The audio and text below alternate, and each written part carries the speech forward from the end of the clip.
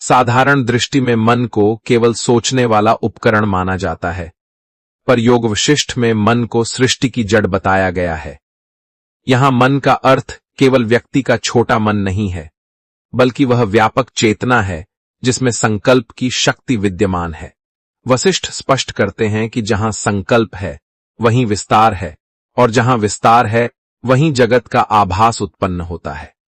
जैसे निद्रा में सोया हुआ व्यक्ति स्वप्न में नगर, लोग, समय और घटनाओं को सत्य की तरह अनुभव करता है, वैसे ही जागृत अवस्था में यह जगत भी चेतना के एक विशेष संकल्प में सत्य प्रतीत होता है। फर्क केवल इतना है कि स्वप्न के टूटने पर व्यक्ति कह देता है कि यह सब मिथ्या था, पर जागृत जगत के टूटने का अनुभव आत्मज्ञान के बिना नहीं होता।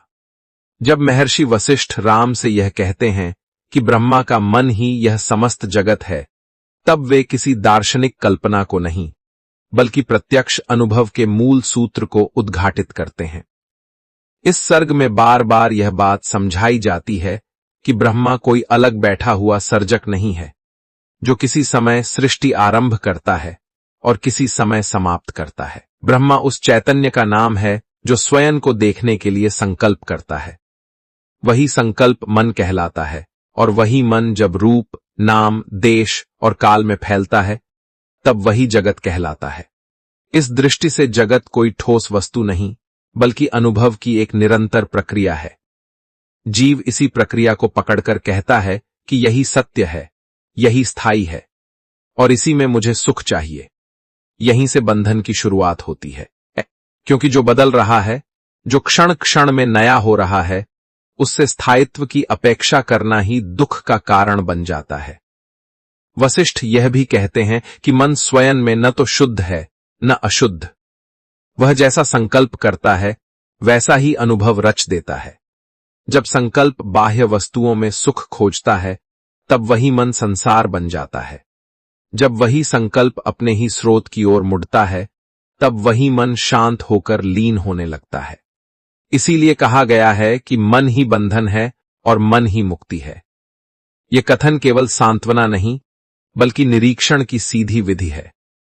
साधक जब यह देखने लगता है कि विचार कैसे उठते हैं, कैसे टिकते हैं और कैसे स्वयं ही विलीन हो जाते हैं, तब उसे पहली बार यह बोध होता है कि विचारों के अतिरिक्त कोई ठोस जगत नहीं है, बल्कि विचारों की निरंतर धारा ही जगत का अनुभव रच रही है। इस सर्ग का उद्देश्य साधक को किसी नई मान्यता में फंसाना नहीं है, बल्कि पुरानी जड़ मान्यताओं को ढीला करना है। जब तक यह विश्वास बना रहता है कि जगत मुझसे बाहर है और मैं उसके भीतर छोटा सा प्राणी हूं, तब तक भय, आशा और असुरक्षा बनी रहती है।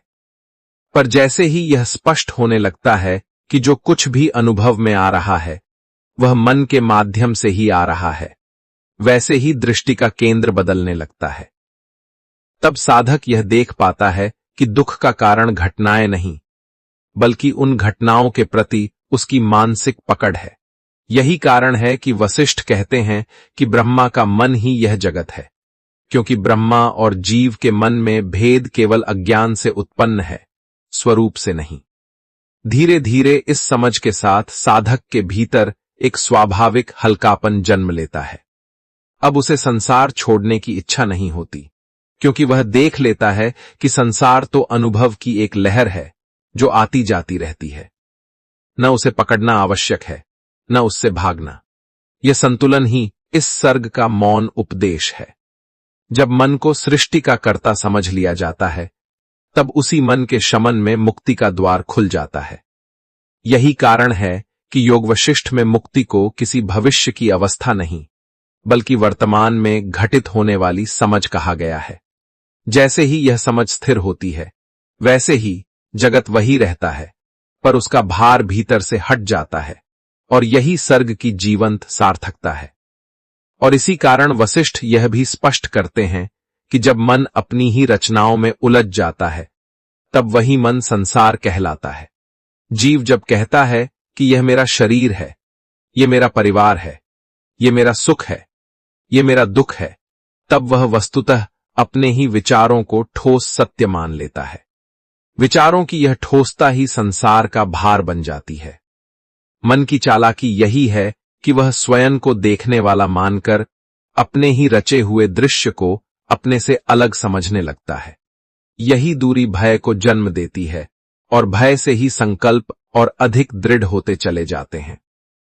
इस प्रकार मन अपने ही जाल में फंसकर कहता है कि मैं बंधन में हूं, जबकि वास्तव में वह केवल अपने विचारों को पकड़कर बैठा होता है। वशिष्ठ यहां एक सूक्ष्म संकेत देते हैं कि ब्रह्मा का मन और जीव का मन मूलतः एक ही चैतन्य की शक्ति हैं।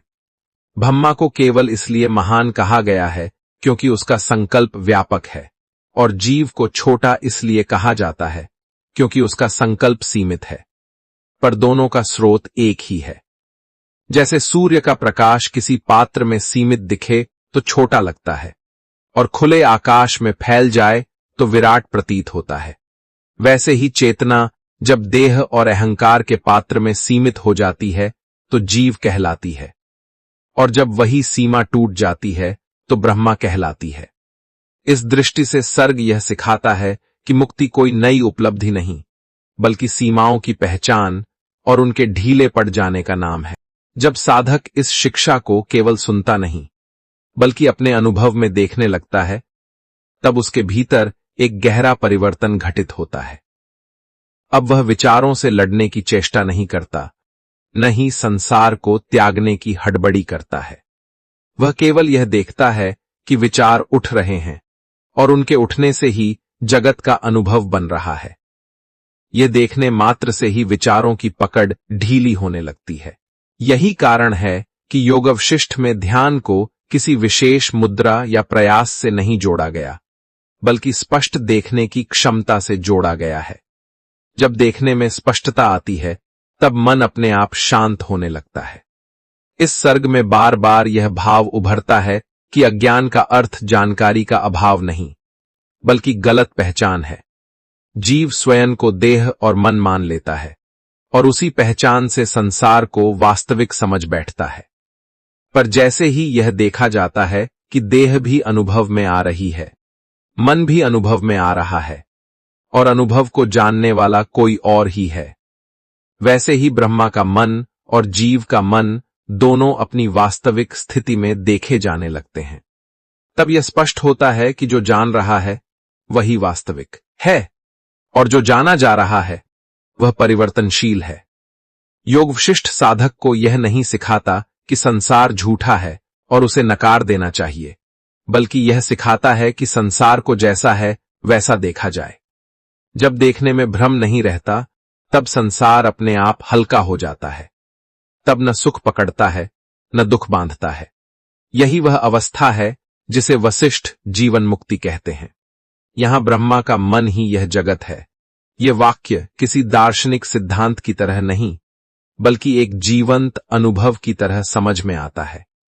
और जब यह अनुभव स्थिर होने लगता है, तब साधक देखता है कि वही मन, जो पहले बंधन का कारण था, अब शांत होकर स्वयं अपने स्रोत में लीन हो रहा है। जब यह स्पष्ट होने लगता है कि मन ही संसार का आधार है, तब साधक के भीतर एक और सूक्ष्म प्रश्न उठता है कि यदि मन ही यह सब रच रहा है, तो क्या मन को नष्ट करना आवश्यक है? महर्षि वशिष्ठ इस प्रश्न को भी बहुत कोमलता से सुलझाते हैं। वे कहते हैं कि मन का नाश किसी हिंसक प्रयत्न से नहीं होता, क्योंकि जो कुछ भी किया जाएगा वह भी मन के द्वारा ही किया जाएगा। इसलिए मन का शमन संघर्ष से नहीं, समझ से होता है। जैसे अंधकार को हटाने के लिए किसी वस्तु से मारना नहीं पड़ता, केवल प्रकाश पर्याप्त होता है, वैसे ही मन के भ्रम को मिटाने के लिए किसी कठोर साधना की आवश्यकता नहीं, केवल विवेक का प्रकाश ही पर्याप्त है। जब यह विवेक जागृत होता है कि मन की प्रत्येक कल्पना क्षणिक है, तभी मन की पकड़ अपने आप ढीली पड़ने लगती है। वशिष्ठ यह भी बताते हैं कि ब्रह्मा का मन कहलाने वाला यह विराट चित्त कभी बंधता नहीं। बंधन का अनुभव केवल जीव के स्तर पर होता है। जीव जब किसी एक विचार को पकड़ लेता है और उसी के चारों ओर अपनी पहचान बना लेता है, तब वह स्वयं को सीमित अनुभव करता है। वही सीमित अनुभव जन्म, मृत्यु, भय और आशा का रूप ले लेता है। पर ब्रह्मा के स्तर पर मन केवल सृजन की लीला है, उसमें कर्तापन का भार नहीं है। इसलिए यह सर्ग साधक को यह भेद सिखाता है कि बंधन वास्तविक नहीं, अनुभवजन्य है। जो अनुभव बदल सकता है वह स्थायी सत्य नहीं हो सकता। यह समझ जितनी गहरी होती जाती है, उतनी ही तेजी से संसार का बोझ भीतर से उतरने लगता है। वशिष्ठ बार बार यह संकेत देते हैं कि संसार से भागना भी मन की ही एक चाल है। जब साधक यह मान लेता है कि संसार ही समस्या है, तब वह जंगल, गुफा या एकांत की ओर भागता है। पर वहां भी मन अपने ही विचारों का संसार रच लेता है। इससे स्पष्ट होता है कि समस्या बाहर नहीं, देखने की आदत में है। जब देखने की आदत बदलती है, तब वही संसार, वही लोग, वही परिस्थितियां भीतर कोई बंधन उत्पन्न नहीं करती। धीरे धीरे साधक यह भी देखता है कि मन केवल नकारात्मक कल्पनाएं ही नहीं रचता, बल्कि सकारात्मक अनुभव भी उसी की देन है। सुख, प्रेम, करुणा, शांति, ये सब भी मन की ही तरंगें हैं। परंतु जो साधक इन तरंगों में भी आसक्ति नहीं बनाता, वही वास्तव में स्वतंत्र होता है। यहां स्वतंत्रता का अर्थ किसी अनुभव का अभाव नहीं, बल्कि किसी अनुभव की गुलामी का अभाव है। जब यह समझ आती है, तब साधक सुख में भी फिसलता नहीं और दुख में भी टूटता नहीं। वशिष्ठ यह भी बताते हैं कि मन की सबसे बड़ी चाल यही है कि वह स्वयं को देखने वाला मान लेता है। वास्तव में मन स्वयं देखा जाने वाला है। विचार आते हैं, जाते हैं, बदलते हैं, पर उन्हें जानने वाली चेतना स्थिर रहती है। इस भाग का सबसे गहरा संकेत यह है कि जगत का सत्य या असत्य होना कोई बौद्धिक विवाद नहीं, बल्कि अनुभव का प्रश्न है। जब मन में भय है, तब जगत कठोर और शत्रु प्रतीत होता है। जब मन में शांति है, तब वही जगत सौम्य और सहज लगने लगता है। इससे स्पष्ट है कि जगत का रंग मन के रंग से ही बनता है। इसलिए वशिष्ठ साधक को बाहर की दुनिया बदलने की सलाह नहीं देते, बल्कि भीतर की दृष्टि को स्पष्ट करने का आग्रह करते हैं। मुक्ति किसी एक क्षण की घटना नहीं, बल्कि देखने की निरंतर स्पष्टता का परिणाम है। जब यह स्पष्टता स्थिर होने लगती है, तब मन अपनी चालाकी खो देता है। अब वह बंधन नहीं रच पाता, क्योंकि उसे देखा जा रहा है। यही देखना ही वास्तविक साधना है। वशिष्ठ साधक को बार बार सावधान करते हैं कि मन को दबाने का प्रयास स्वयं मन की ही एक सूक्ष्म चाल है। जब साधक यह सोचता है कि मुझे विचार नहीं करने चाहिए या मुझे मन को समाप्त कर देना चाहिए, तब वह अनजाने में एक नया विचार ही रच रहा होता है। इस प्रकार वह जिस मन से मुक्त होना चाहता है, उसी मन के माध्यम से बंधन को और पुष्ट कर देता है। वशिष्ठ कहते हैं कि मन को जीतने का अर्थ उसे पराजित करना नहीं, बल्कि उसे ठीक से पहचान लेना है। जिस दिन यह पहचान स्पष्ट हो जाती है, उस दिन मन अपनी शक्ति खो देता है, क्योंकि उसकी शक्ति केवल अज्ञान पर टिकी हुई है। मन की रचना केवल व्यक्तिगत स्तर पर ही नहीं, बल्कि सामूहिक स्तर पर भी संसार का विस्तार करती है। अनेक जीवों के संकल्प एक दूसरे से जुड़कर एक साझा अनुभव का निर्माण करते हैं, जिसे हम समाज, इतिहास और परंपरा कहते हैं। परंतु यह साझा अनुभव भी अंततः मन की ही तरंगों का समुच्चय है। जब साधक यह देख लेता है कि भीड़ की मान्यताएं भी उतनी ही क्षणिक हैं जितनी उसके अपने विचार की, तब वह बाहरी दबाव से मुक्त होने लगता है। अब वह किसी परंपरा का विरोध नहीं करता, न ही उसका अंधानुकरण करता है, बल्कि उसे वैसे ही देखता है जैसे बादल आकाश में आते जाते हैं।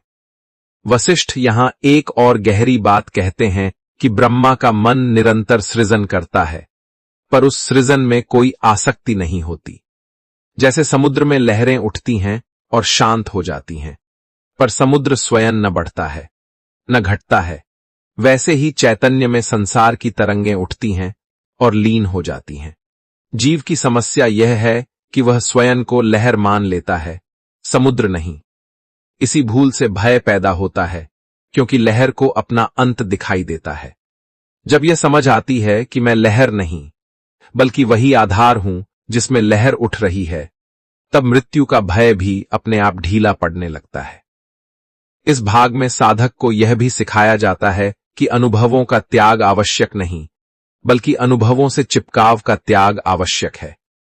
मन जब किसी सुखद अनुभव को पकड़ लेता है, तब वह उसी क्षण भविष्य के दुख की नींव रख देता है, क्योंकि जो पकड़ा गया है वह कभी न कभी छूटेगा।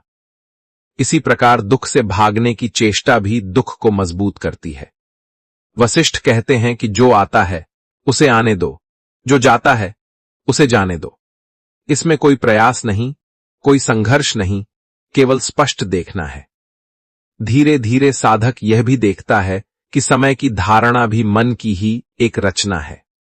अतीत स्मृति के रूप में और भविष्य कल्पना के रूप में केवल मन में ही मौजूद है। वास्तविक अनुभव तो सदा वर्तमान में ही घटित होता है, परंतु मन वर्तमान को छोड़कर या तो अतीत में भटकता रहता है या भविष्य में दौड़ता रहता है। यही दौड़ संसार का अनुभव बन जाती है।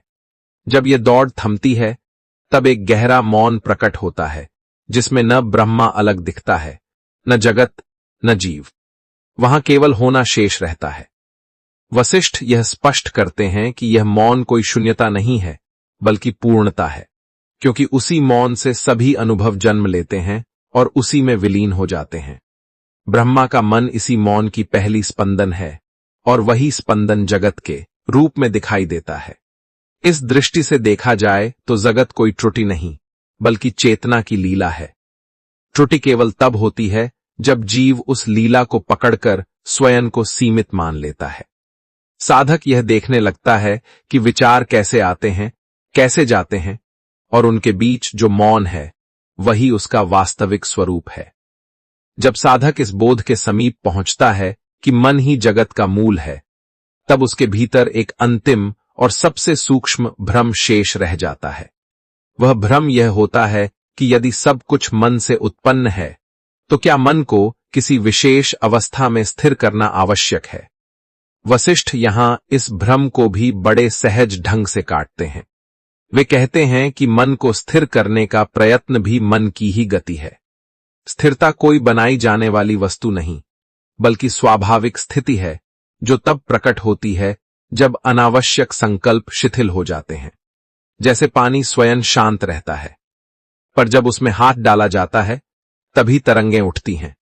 वैसे ही चैतन्य स्वयं मौन है, पर संकल्प के स्पर्श से ही जगत का कंपन शुरू होता है। इस भाग में यह बात बहुत स्पष्ट की जाती है कि ब्रह्मा का मन और जीव का मन दो नहीं है।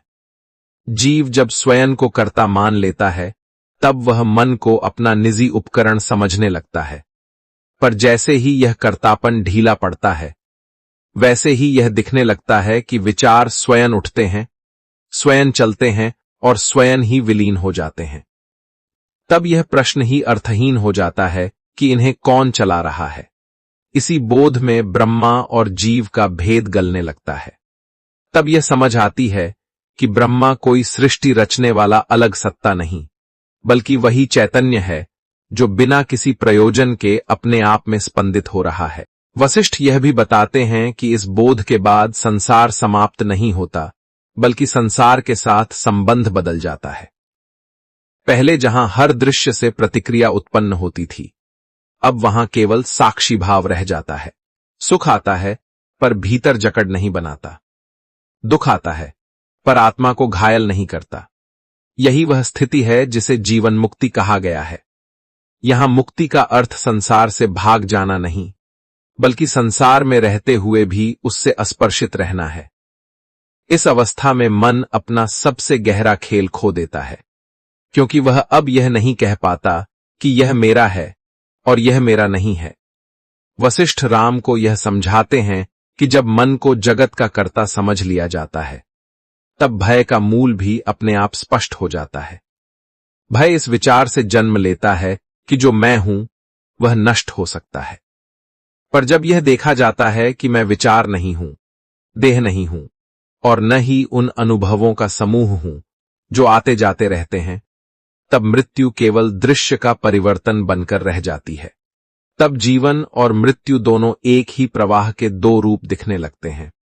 यही कारण है कि तत्वज्ञानी के लिए मृत्यु कोई विशेष घटना नहीं रह जाती, बल्कि जैसे दिन के बाद रात आती है, वैसे ही एक अवस्था के बाद दूसरी अवस्था आती है। धीरे धीरे साधक के भीतर यह स्पष्टता स्थिर हो जाती है कि जो कुछ भी अनुभव में आ रहा है वह मन के माध्यम से आ रहा है और मन स्वयं चैतन्य की एक तरंग है। तरंग का आना जाना स्वाभाविक है, पर समुद्र का अस्तित्व उससे प्रभावित नहीं होता। जब साधक स्वयं को तरंग नहीं बल्कि समुद्र के रूप में पहचान लेता है, तब न संसार उसे बांध पाता है, न मन उसे छल पाता है। जो देख रहा है वही सत्य है और जो देखा जा रहा है वह उसी सत्य की लहर है। जब यह समझ जीवन में उतर जाती है, तब खोज स्वतः समाप्त हो जाती है, क्योंकि खोजने वाला और खोजा जाने वाला दोनों एक ही चैतन्य में विलीन हो जाते हैं। और इसी बोध के साथ यह अध्याय पूर्ण होता है। हरि ओम तत्सत। हरि ओम, हरि ओम, हरि ओम।